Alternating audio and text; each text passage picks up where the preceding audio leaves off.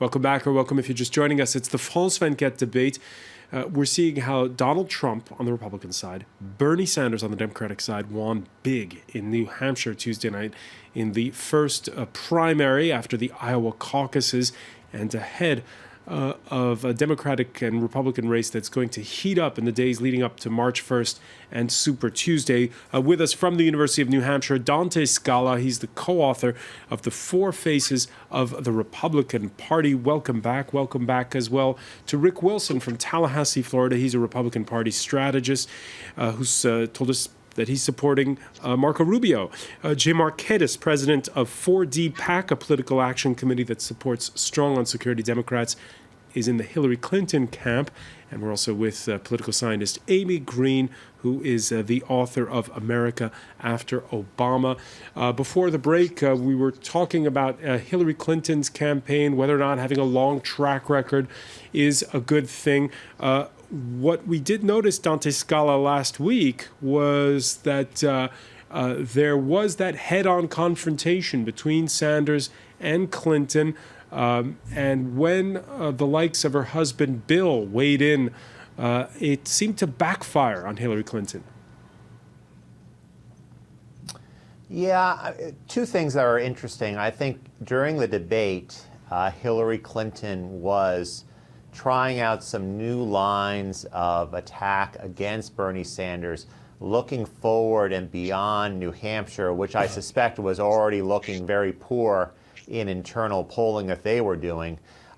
And she made the point about that there are different kinds of inequality in America besides economic inequality. Mm-hmm. And that gets to really what could decide this nomination. And it could decide it fairly quickly.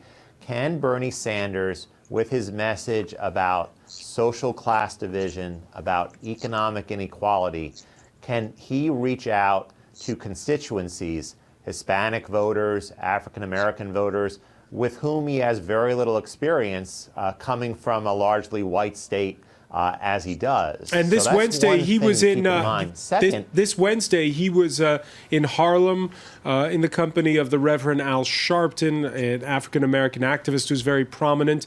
Can he play catch-up on that? Well, that is the question, right? Whether Clinton has a longer history with African Americans than Bernie Sanders, although not without some tension, as we saw in 2008.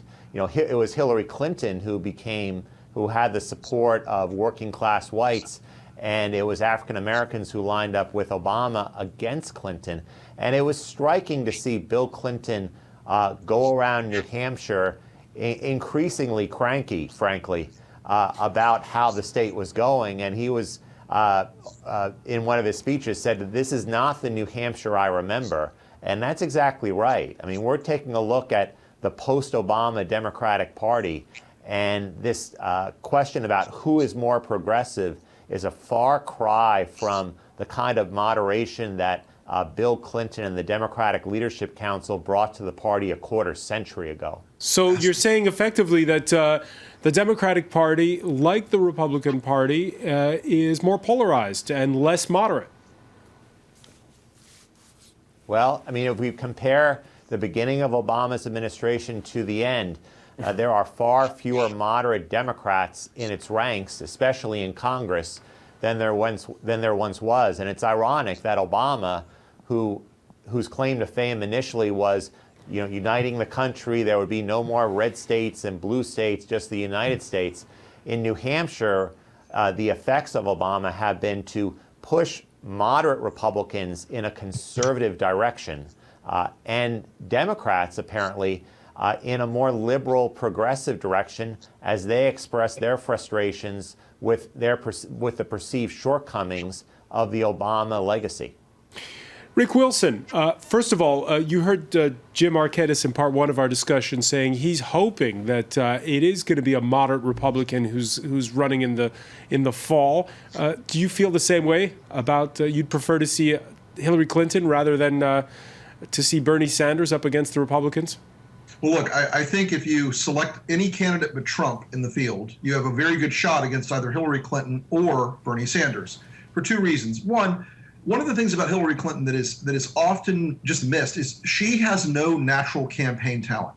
She has no natural felicity with voters. She's not comfortable in her own skin talking about her campaign, about herself, about her vision. This is a woman who is very prepared, very smart, accomplished in her lane, but she's a terrible candidate, and she's always inevitable until the very moment that she's no longer inevitable.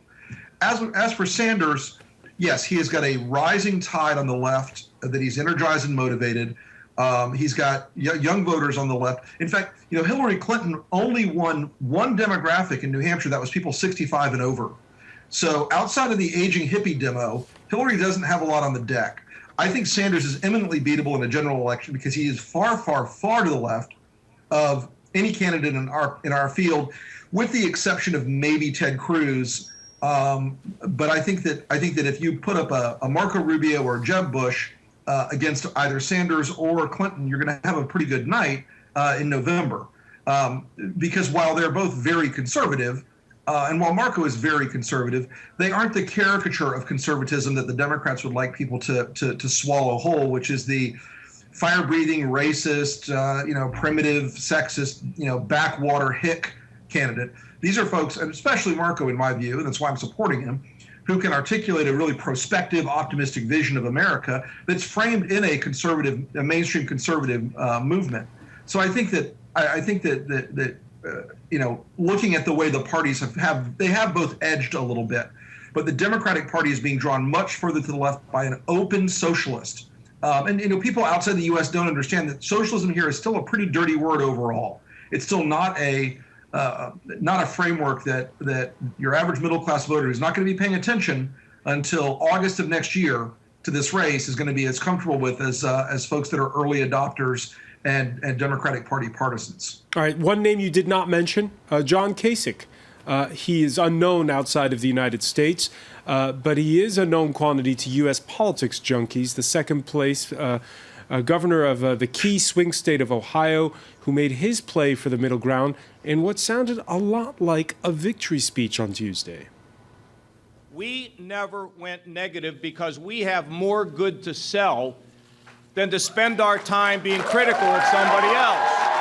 And maybe, just maybe, at a time when clearly change is in the air, maybe, just maybe, we are turning the page on a dark part of American politics, because tonight, the light overcame the darkness of negative campaigning. And you made it happen. Rick Wilson, we saw Marco Rubio implode during that debate last Saturday night. Is now Mr. Kasich instead the man for the moderates? Well, look, Marco has not. Marco had a bad debate night, as he owned up to last night, said it right out. But he's far from out of this fight yet. And the difficulty for John Kasich is very, very simple.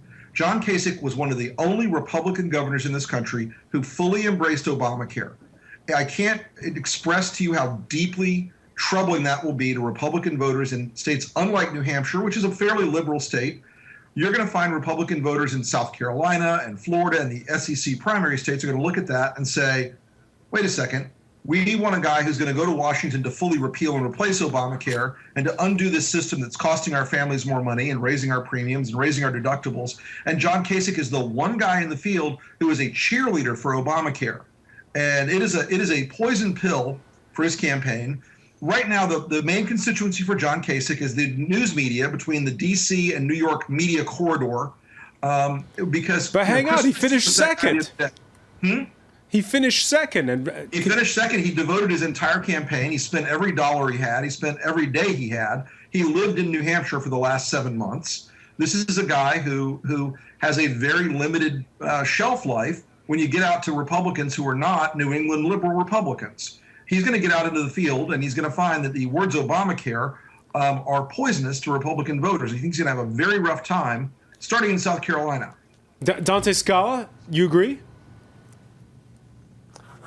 No, Marco Rubio had a golden opportunity to shut the door in New Hampshire on John Kasich and Jeb Bush and Chris Christie, and he blew it in a most egregious and public way.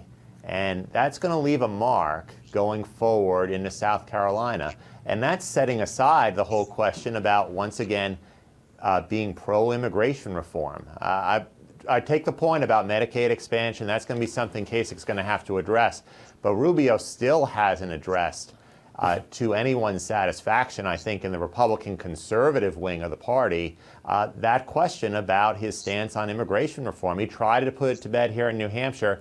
It didn't work. And you have Donald Trump, who is both anti-immigration and reaching out to working class voters. That might be more difficult to beat than the Republican establishment thinks. So now we're looking at a 10-day break. Then it's primaries in South Carolina, followed by Nevada 3 days later. And then March the 1st, Super Tuesday, they'll be voting in 12 states. We can see the map. They include Alaska and, they include the likes of Texas and Virginia and Georgia and South Carolina, lots of southern states.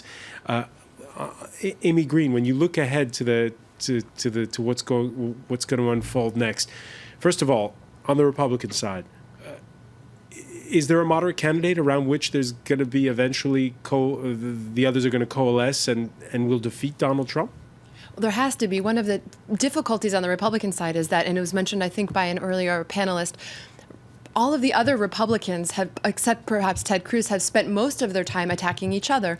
Even earlier today, Jeb Bush attacked John Kasich rather than turning his effort to the winner of New Hampshire, the convincing winner, Donald Trump. The rest of the Republican candidates are going to have to federate around at least one moderate candidate in order to hope to counteract Donald Trump's convincing victory. So far, that's not the case. They've spent most of their time strategizing, spending, and buying media spots in order to attack each other. So clearly, somebody has to emerge. The hope was that it would be Rubio, but of course, after the debate performance on Saturday, that's looking to be less the case. The hope was that in New Hampshire, we would see Rubio placing a decent second, maybe third, followed by Bush and Kasich. The exact opposite happened. So this demonstrates that among the sort of so-called moderate candidates, there's a lot of ground to be covered, and of course, people have to start pulling out and lending their endorsements to at least one candidate. Does Jeb Bush still have a shot? Jeb Bush still has a shot. I mean, he's proven to be a pretty weak candidate, and in fact, it's interesting because he spent a lot of money. He had the natural advantage. He has all of the experience, having witnessed firsthand the presidencies of his father and his brother. But he's turned out to be a surprisingly weak candidate, lacking in the qualities that Americans are looking for. There's still a chance, but he and Rubio are spending so much time, again, attacking each other that it's difficult to see either of those two candidates emerge in an advantageous position and with the nomination. Jim Marquez, is there a moderate who's going to emerge? I think it's too early to say. I mean, there is going to be, so when Kasich gave his, quote unquote victory speech for finishing a very distant second last night, you sort of have to think of this like almost sports divisions, right? Cruz and Trump are going to fight it out on the one side, and everybody else is going to basically fight it out on the other. And so when Kasich, gives a victory speech, that's because he just won the sort of latest game amongst his division rivals, right? As I was saying earlier, it is now incumbent on the Republican Party to consolidate around one of those candidates, because it is going to get very long and even more difficult the longer that it continues that several moderate candidates are allowed to stay in the race, because delegates are going to get assigned, they're going to be very loyal, and it just sort of comes down to logistics. So if you are sitting in Washington, D.C., and you're a member of the establishment of the Republican Party, you want your quote-unquote divisional winner as soon as possible. And they probably actually don't care who that is, they just want one of them. Rick Wilson, does it matter if it's still an unclear field after Super Tuesday? I'm reminded that in the last election cycle, there were a whole series of stories after Mitt Romney lost South Carolina that his campaign was over, he was doomed, he'd spent all this money, he was the guy who everybody thought would win and didn't win in South Carolina. And we went on to see the race, shake itself out.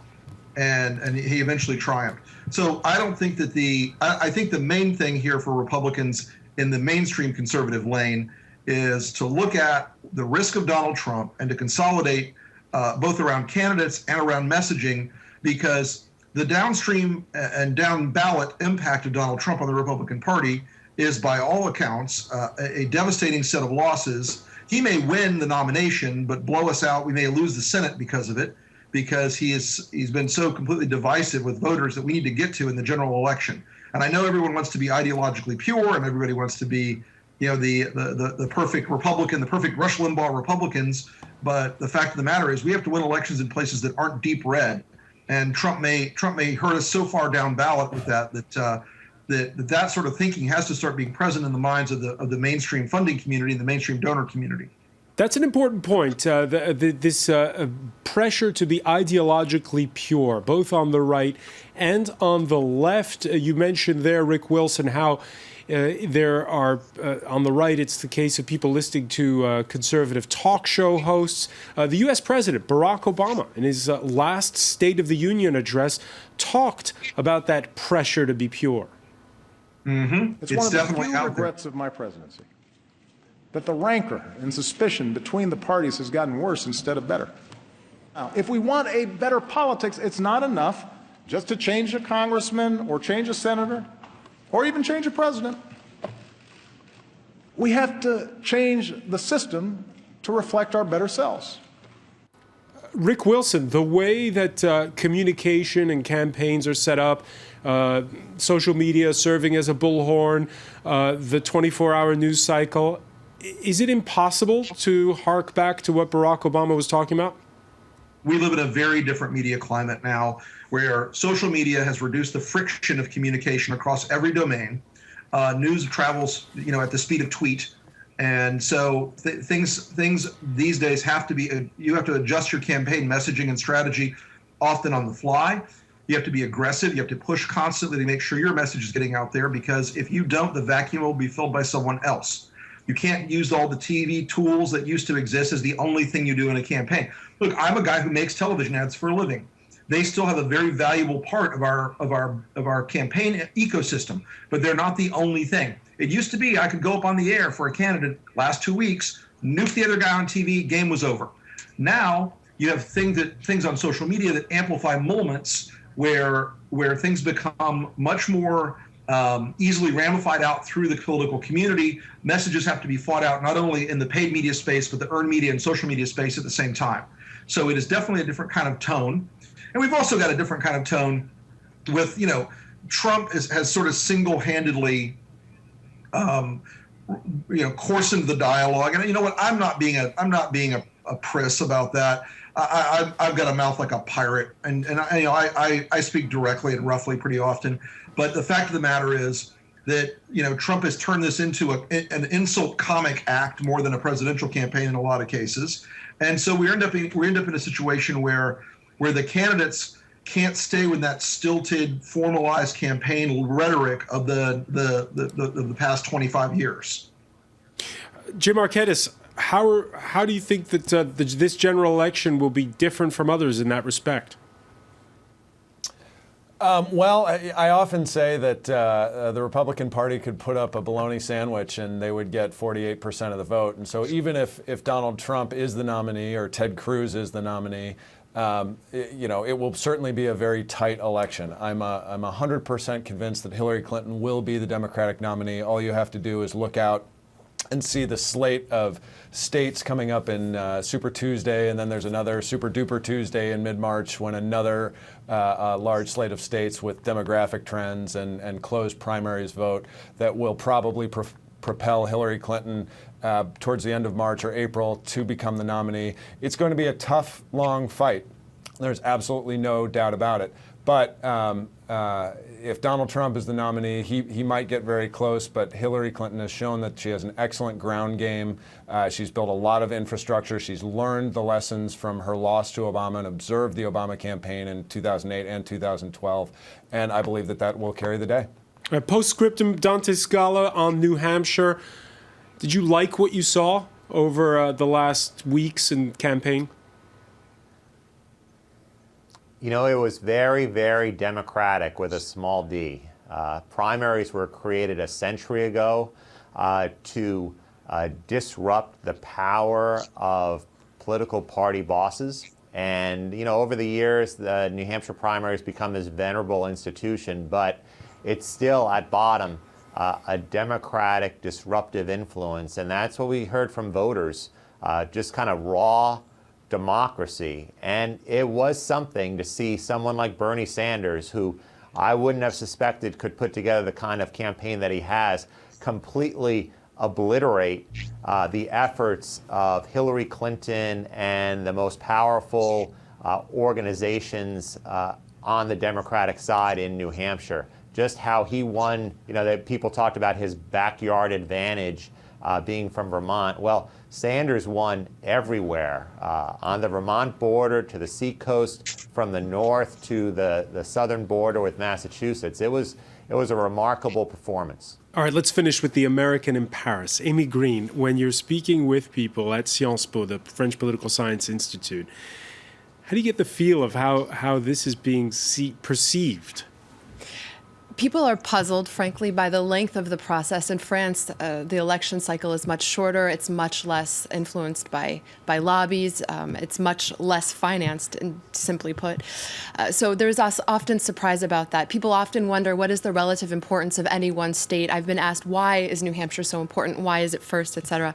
One thing to remember is that all politics is fundamentally local. And so you see Bernie Sanders, Hillary Clinton performing well or less well than expected in any given election, any given primary. But the key is there are infrastructures in place. There are teams of people going door to door, and that's really what this process is all about. Whether it's New Hampshire, it'll be South Carolina, New Mexico, Colorado. Ultimately, this is a series of teams. Does that rule apply to Donald Trump even? It's an interesting case study because his campaign seems to be run strictly off of Twitter. So he is really upending a lot of the rules. But ultimately, and what we would hope is that this is really an exercise in democracy, but capital D, where politicians and their teams are really going door to door, where their teams are trying to understand the concerns of locals, and every vote is won individually. But of course, Donald Trump is throwing a wrench into the entire system. Amy Green of Sciences Po, many thanks for being with us. I want to thank as well Dante Scala of the University of New Hampshire, from the Truman National Security Project, Jim Arquettes in Washington, as well as Rick Wilson in Tallahassee, Florida, Republican strategist. Thank you to all of you. Stay with us. Our Media Watch segment is next.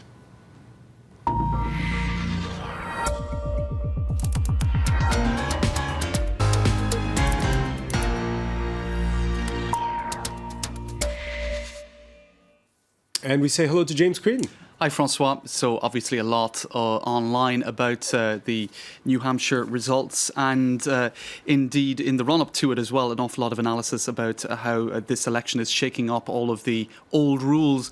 One piece in Salon.com that I said I'd bring to your attention by Bill Curry.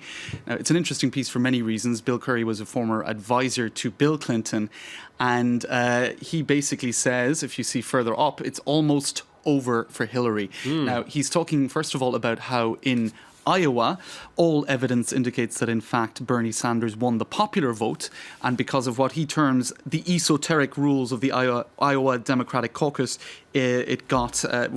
Sanders got bagged in Iowa. So he's basically saying that the old rules are sort of really being thrown out in this election, even in terms of money, the money that's being raised. He talks about how Jeb Bush has raised the most amount of money, Trump the least, even of course he's magnificently, massively wealthy, so that certainly helps. And it is Trump that is riding high. So it's not really about the official backers here, the financial backers. It's about the way in which people are appealing to anti-establishment sentiment, and that's true on both sides of the political divide. You also see that essentially Bernie Sanders has been... Wait, I just want to pick up on that point with Amy here. All that silly money that we've seen, what was it, $6 billion were spent in the 2012 election campaign because of these lifting of campaign financing rules by the Supreme Court. Yep. The columnist mentioned there by James Creedon says, at the end of the day, it doesn't always matter. Money makes a huge difference, of course. I mean, it's the single biggest resource in the end. I mean, Bernie Sanders scrapped together a great campaign, but does he have enough? And of course, after New Hampshire, he has a great momentum in fundraising, but ultimately, the Hillary Clinton money has allowed her to build a 50-state operation. Sure, but I think what's interesting to observe here is what would have completely eliminated the likes of Bernie Sanders before, maybe 5-10 years ago. Now he's able to get around those obstacles, first of all, by using new media and social media to get out to a massive new audience. This same article points out that in 2015, ABC News devoted a total of 261 minutes to the 2016 election campaign. 20 seconds went to Bernie Sanders, 20 seconds of 261 minutes. Despite that media blackout, he has managed to appeal to a massive base of voters who maybe even view establishment media as part of the problem. So he's also been able to raise 1.3 million small donors, well, much more than 1.3. So 1.3 million small donors have come to his help, also through the use of crowdfunding, social media, etc. So it is a game changer. Donald Trump, because of his own personal fortune, Bernie Sanders, because of the ability to use a lot of small donations, they're getting around the quote-unquote establishment candidates. And the race is only heating up. Yes, James indeed. Creedon, many thanks. I want to thank our panel once again. Thank you for joining us here in the France 24 debate.